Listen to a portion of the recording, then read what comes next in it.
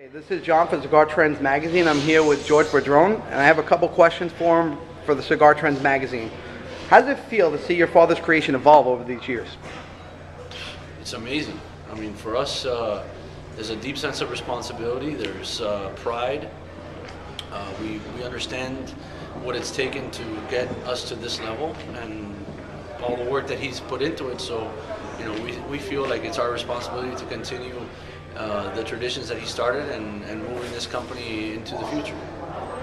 And as you were growing up on the plantation, what roles did you play? The different roles that you played throughout the years until you've gotten to the point where you're at now, pretty much helping with the day-to-day operation? Being a family business, you know, I've worked in this company my entire life. I mean, as a kid, as a boy, in summers, you know, off from school, we would work in a factory and just doing different things. So we've always been very involved in the business, and you know, that's the way we were brought up. What's your favorite Padron blend to this day? We have a lot of good blends. That's a tough question. I really do smoke a lot of our cigars. I mean, we actually smoke we live it, you know, so all the products that we put out are products that we're, number one, comfortable smoking, and you know, it's hard to pinpoint one specific one, but if I had to say a couple, I mean, I could say the 80th, for example. Top three.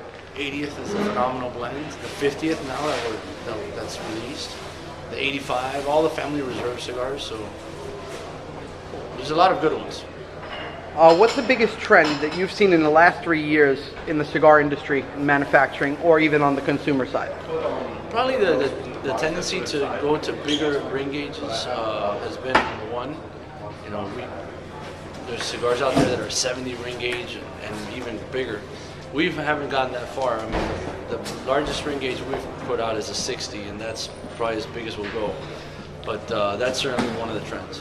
What do you think in the future will be the trend? Like, that was the past 3 years, I've noticed everybody I've interviewed has said the same thing about the ring gauge. But going forth from here, do you have any ideas of where the market's going to go from here with the trends or not? You know, I don't know. There's so many things that happen. There's so many things happening in the cigar industry. I have no idea. You know, I think that there's a lot of enthusiasm in the business, so that's a good thing.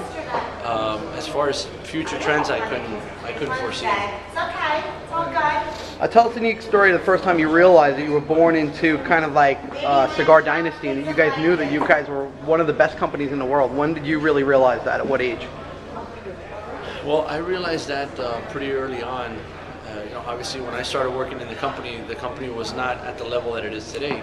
But I always realized that my father had built a solid foundation, and he had built a brand that people respected. So I always felt that I had something good to work with, and with, you know, putting the right effort into it and looking at it from a more national perspective, we would be able to do a lot of things.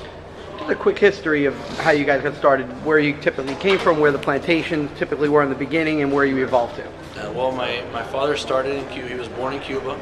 They were tobacco growers, and basically what they would do is they would grow tobacco and then sell it to the people who would then resell the leaf to the factories. So he was born on a farm, and you know, both on my father's side and my mother's side, they both had tobacco businesses.